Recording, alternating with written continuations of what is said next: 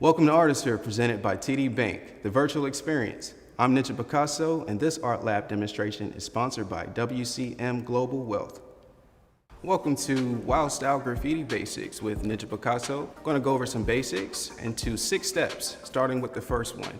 Step 1 is the black book phase, and you're going to need a notebook for this. You can take any type of pencil, crayon, or any kind of black marker to work on this phase. This is all about the imagination process of creating your graffiti. So take any inspiration that you can in your room, if you're outside, pick up your inspiration from what you see and just draw them. This phase can take 30 minutes to an hour to complete, but it can actually go a little longer depending on how much you spend into this step. So now we're on the step 2 phase of the Wild Style Graffiti class. And now we're gonna get into the visualization process and the outline of doing your graffiti piece. I picked a truck because it was challenging, but also because it gave a really cool shape, like a box.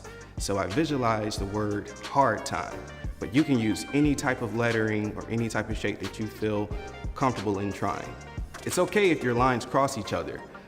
It's perfectly okay because we're using a light color here. This is just the outline. We just want to be very, very loose with this. Feel free to mess up, it's okay. But once you feel confident, it's time to move to step 3. Step 3 is the fill-in phase. This phase takes a little bit longer than all the other steps because this is the baseline of your graffiti piece. I picked certain colors to start with using orange, pink, and purple. I also used green for 3D shading, but you don't have to use this step. Once you have all the pieces together, it's time to go ahead and do the fill-in. So I picked this really, really bright pink color because I wanted to have a really good glow without it being too bright. I wanted to save my white color for last. So as I'm spray painting, I'm noticing I only have one can, so I want to make sure it's even. I'm moving on the left and I'm moving on the right to pull myself back to the middle. Once my white or my pink is working pretty good, I go ahead and switch over to orange. I have this really, really deep orange color. It's gonna give it a glow. Once it's filled in, I move on to my next color, which is a darker pink.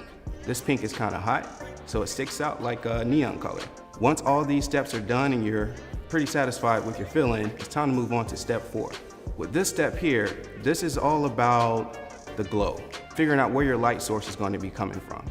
I decided to have it in the middle, so I'm gonna take this white spray can and go all the way to the center to really intensify where the light is going to be.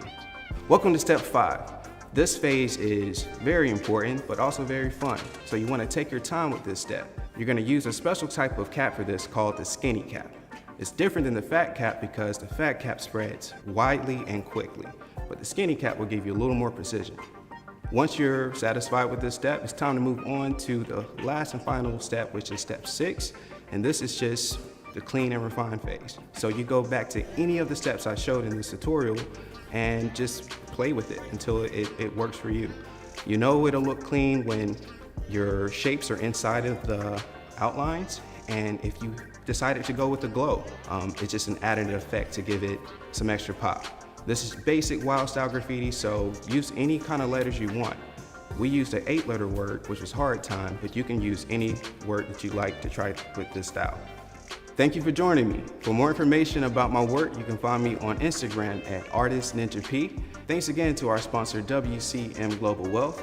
Please enjoy the rest of your visit at Artistsphere, presented by TD Bank, the virtual experience.